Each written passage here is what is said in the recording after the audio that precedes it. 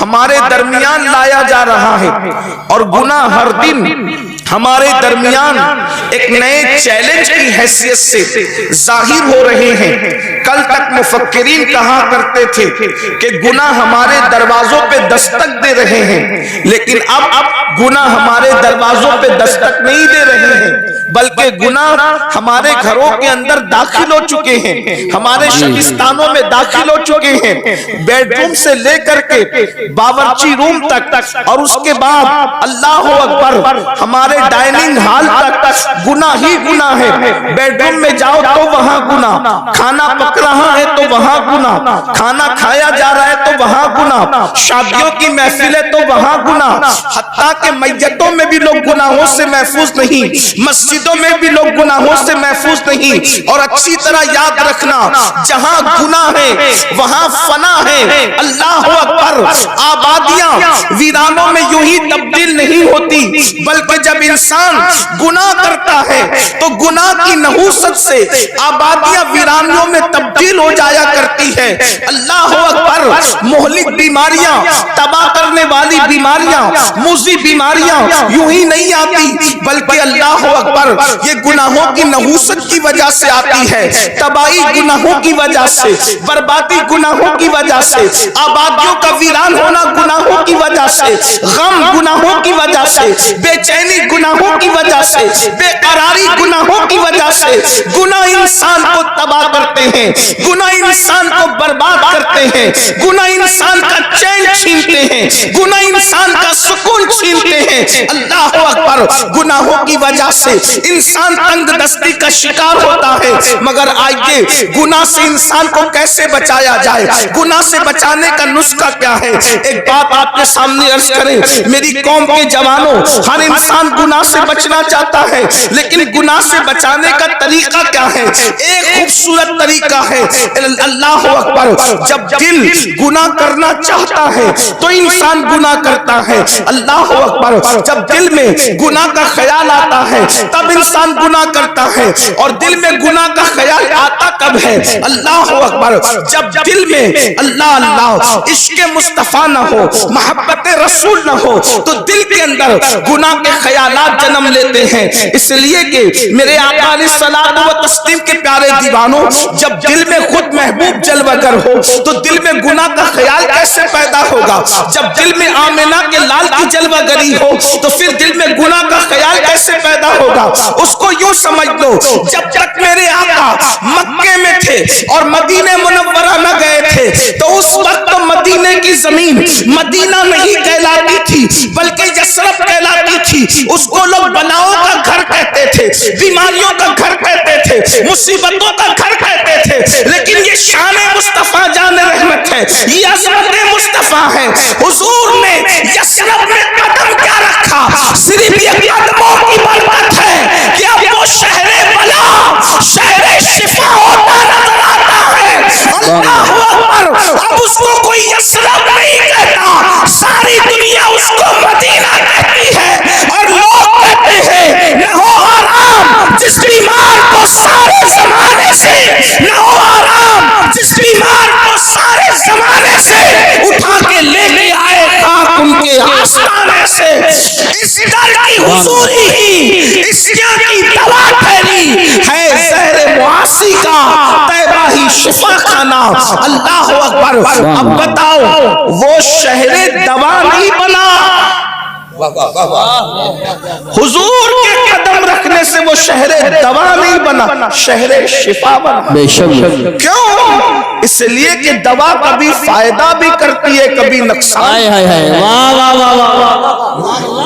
دوا کبھی فائدہ بھی کرتی ہے، کبھی نقصان بھی کرتی ہے۔ اسی لیے تو آپ کہتے ہیں کہ دوا کا ری ایکشن ہو گیا، تو دواؤں کا ری ایکشن ہوتا ہے، شفا کبھی ری ایکشن نہیں کرتی، شفا تو ہمیشہ ایکشن ہی کرتی ہے۔ تو اللہ کے نبی کے قدموں کی برکت سے وہ شہر دوا نہیں بلکہ شہر شفا بن گیا۔ دوا کے اندر شفا ملے گی یا نہیں امکان ہے، لیکن جہاں شفا ہو وہاں فائدہ ہی فائدہ ہے۔ تو جس میں حضور قدم رکھتے ہیں وہ شہر شفا ہو جاتا ہے، تو جس دل میں قدم رکھتے اس میں کیسا، تصور کیسا، اس کے باپ کا تصور کیسا. اسی لیے امت کے مصلحین نے سب سے بڑی محنت اس بات پہ کی ہے کہ لوگوں کے دلوں میں عشق رسول پیدا کیا جائے، لوگوں کے دلوں میں محبت رسول پیدا کیا جائے. اور یہ محبت رسول نعرے والا نہیں صرف، یہ محبت رسول رسم والا نہیں صرف، بلکہ حقیقت میں لوگوں کے دل میں محبت پیدا کی جائے. اب یاد رکھیں، محبت اور عشق پیدا کرنے کے لیے اللہ اکبر ہم تھوپتے نہیں ہیں.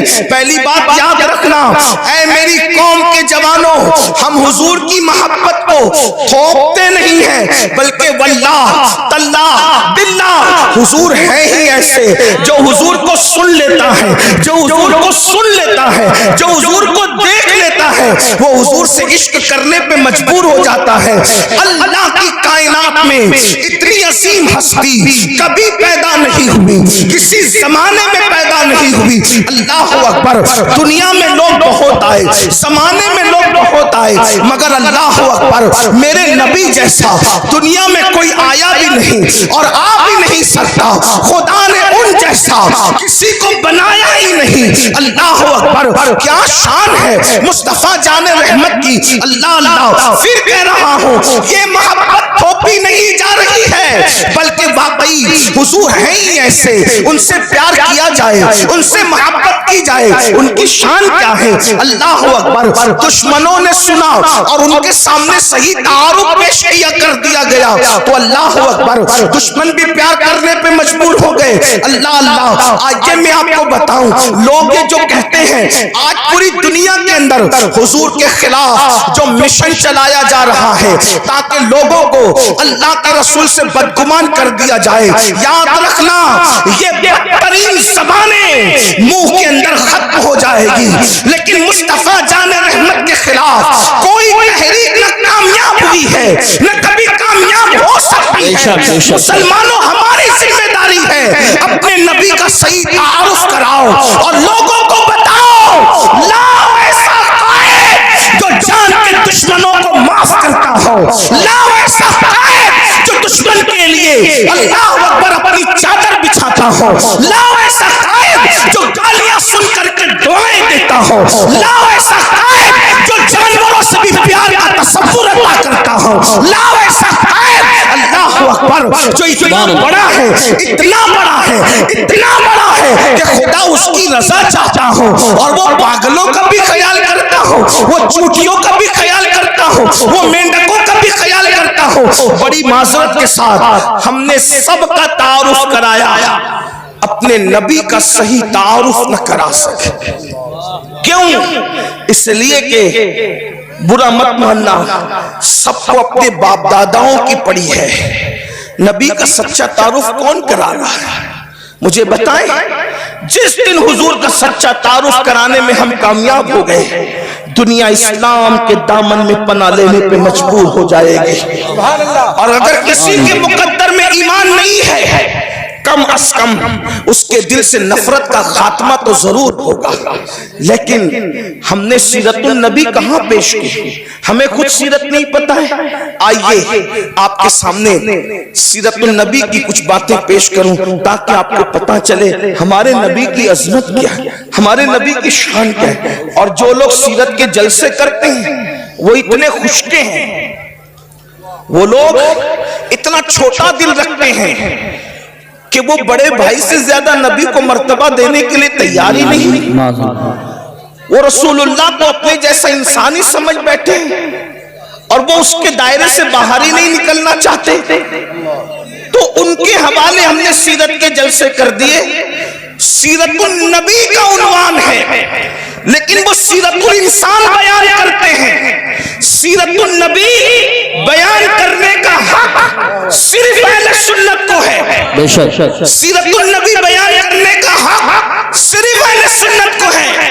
اس لیے کہ سیرت الانسان الگ چیز ہے اور سیرت النبی الگ چیز ہے. سیرت النبی میں سیرت الانسان سمٹ آتی ہے لیکن سیرت الانسان میں سیرت النبی کو آپ نہیں سمجھ سکتے. اس لیے کہ جو نبی ہوتا ہے وہ انسان ہوتا ہے مگر ہر انسان نبی نہیں ہوتا. اس لیے لوگ سیرت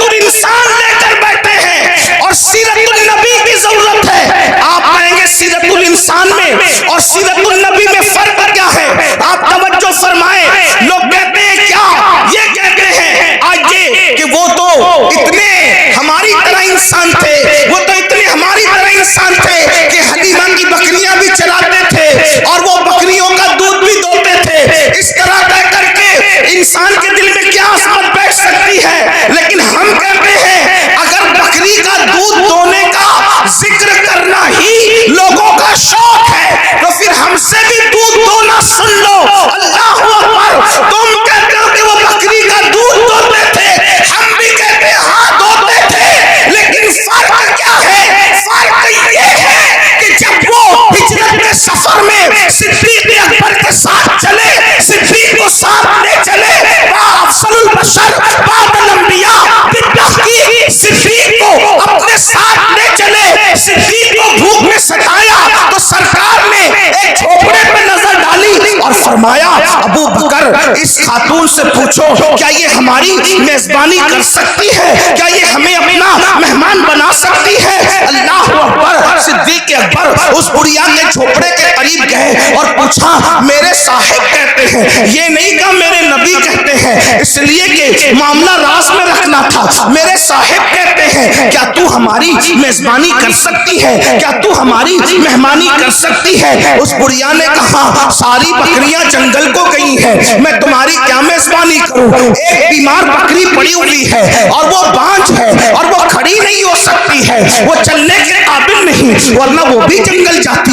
वो भी चलती। अल्लाह अकबर। आका ने फरमाया इससे कहो कि यही बकरी हमें दे दे, हम इससे दूध निकाल सकते हैं। सिद्दीक अकबर ने कहा मेरे साहिब कहते हैं ये बकरी हमें दे दे, हम इससे दूध निकाल सकते हैं। उसने हैरत से चेहरे देखे और कहा क्या तुम्हें इस बात का पता नहीं कि बांझ बकरियां दूध नहीं देती? अगर बांझ बकरियां सेहतमंद भी हो तो दूध नहीं देती। दूध देने के लिए बकरी औलाद वाली चाहिए और फिर ये तो बीमार है, ये कैसे दूध दे सकती है? फिर इसरार हुआ। मेरे साहिब कहते हैं मगर हमें बकरी दे दो, हम दूध निकाल लेंगे। उसने चेहरा देखा तो बुढ़िया की बुढ़िया देहात में रहती थी। उसके दिल ने कहा ये कोई झूठे का चेहरा नहीं है, ये किसी सच्चे का चेहरा है। सिद्दीक अकबर से कहा उठा लो बकरी। आपने बकरी को उठाया, आका ने बिस्मिल्लाह पढ़ के हाथ फेरा, वो बैठी हुई पड़ी हुई बकरी उठ करके खड़ी हो गई। सिर्फ हाथ फेरने की वजह से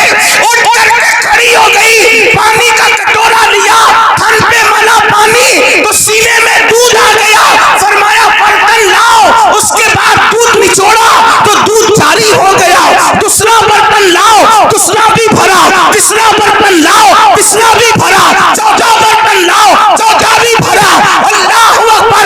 उम्मे माबद हैरत से देखने लग गई, बांझ बकरी को दूध आ रहा है और इतना आ रहा है कि बर्तन के बर्तन भरे जा रहे हैं। आखिरकार बर्तन लाए गए, भर दिए गए, लाए गए, भर दिए गए। उम्मे माबद ने कहा अब मेरे घर में बर्तन नहीं है। नारे तकबीर, नारे रिसालत, नारे गौसियत, मशरक़े आला हज़रत फैज़ाने और उसके साथ एक शख्स, दो लोग आए थे और वो जो जवान था उसको मैंने पूछा नहीं कि उसका नाम क्या है। उसका खादिम था, उसका नाम भी मुझे नहीं पता, अलबत्ता उसका चेहरा देखा। उसने जो बर्तन भर दिए तो मैंने उसका नाम खुद रख लिया। उम्मे माबद कहती है उसका नाम मैंने नहीं पूछा, उसका नाम मैंने खुद रख लिया। का क्या नाम रख लिया? का मैंने उसका नाम रखा बरकत वाला, इसलिए कि वो जिधर जाता है बरकत हो जाता है। देखो वो मुसलमान नहीं हुई लेकिन हुजूर को देख लिया तो हुजूर को किस नाम से पुकार रही है? बरकत वाला, वो बरकत वाला। अच्छा तू देखेगी तो पहचान लेगी। उसने सारा वाकया बताया। वो हाथ फेरता है, बकरी खड़ी हो जाती है, वो हाथ फेरता है, बांझ बकरी के थन में दूध जारी हो जाता है, वो हाथ लगाता है तो फिर बकरी के थन से दूध निकलता है और हमारे घर के सारे बर्तन एक बांझ बकरी के थन से भर दिए जाते हैं। वो बरकत वाला। तो उसके शौहर ने कहा वो था कैसा?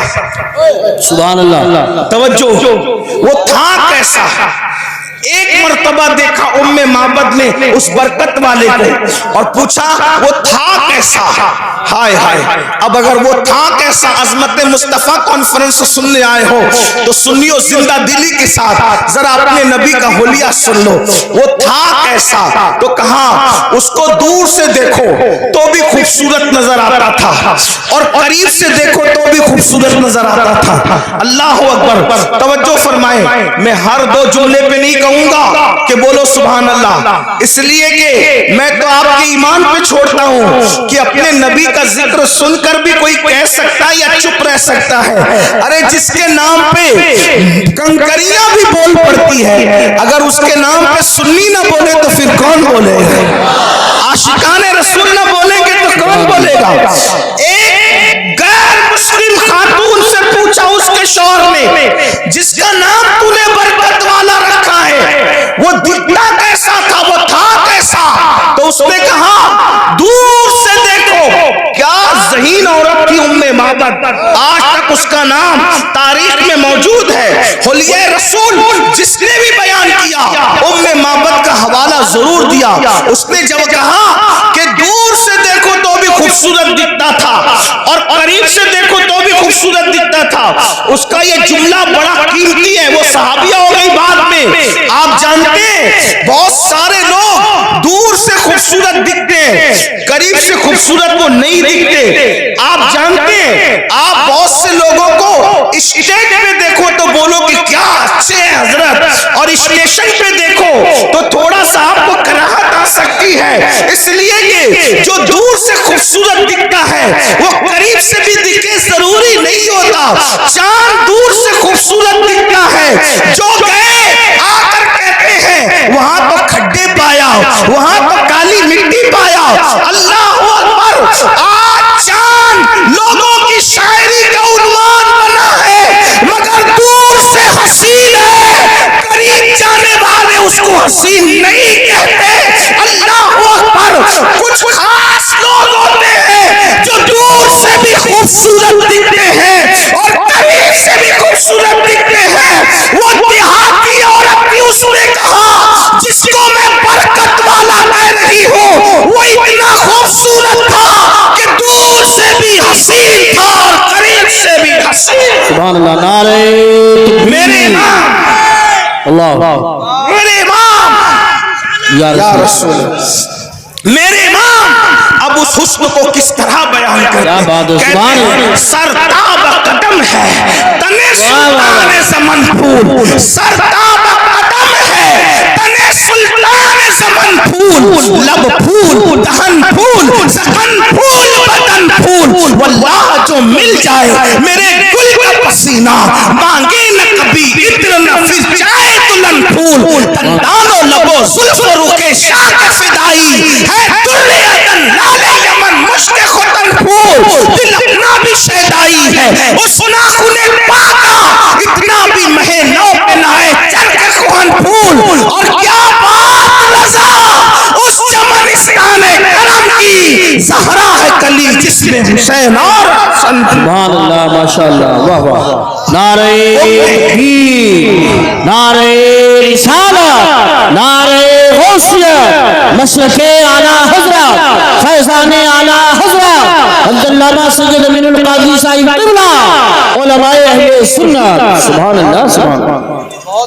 اس ام معبد نے کہا وہ دور سے بھی خوبصورت تھا اور قریب سے بھی خوبصورت، ہائے ہائے۔ پھر اس نے کہا اللہ اکبر، اس کے رخسار بڑے چمکدار تھے، رخسار کہتے ہیں گالوں کو، اس کے رخسار بڑے چمکدار تھے، اس کی رنگت بڑی چمکیلی تھی، اس کے ہونٹوں میں نزاکت تھی۔ اللہ اکبر، اس کا جسم جو ہے وہ قد رانا، نہ لمبا تھا نہ چھوٹا تھا۔ حضور کے قد کے بارے میں حدیث میں آیا ہے حضور کا قد لمبا بھی نہیں تھا چھوٹا بھی نہیں تھا، لیکن کتنا بھی لمبا آدمی حضور کے بازو میں آ کے کھڑا ہو جاتا تو وہ حضور سے اونچا نہیں دکھ سکتا تھا۔ حضور پورے مجمع میں سب سے اونچے نظر آتے تھے۔ صحابہ کہتے ہیں حضور کتنے بھی اونچے کے سامنے کھڑے ہو جائے، حضور